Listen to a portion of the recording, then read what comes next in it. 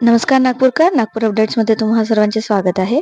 आज आपल्या शहरात एका मोठ्या बॉलिवूड सुपरस्टारची चर्चा रंगली आहे. तो सुपरस्टार दुसरा कोणी नसून रणवीर सिंग आहे. पण रणवीर इथे कोणत्याही सिनेमाच्या शूटिंगसाठी आलेला नाही, तर एका खास भेटीसाठी आला आहे.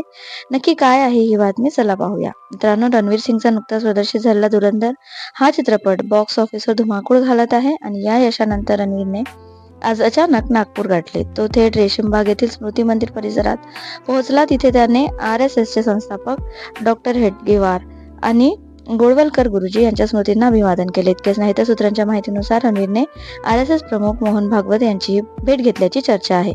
रणवीरच्या या अनपेक्षित भेटीमुळे सोशल मीडियावर सध्या नागपूर ट्रेंड होत आहे. त्याने त्याचे स्मृती मंदिर परिसरातील फोटो आणि व्हिडिओ प्रचंड व्हायरल झाले आहेत.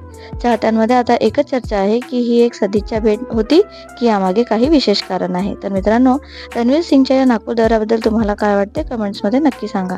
नागपूरच्या अशाच ताज्या आणि वेगवान बातम्यांसाठी चॅनलला सबस्क्राईब करायला विसरू नका. धन्यवाद.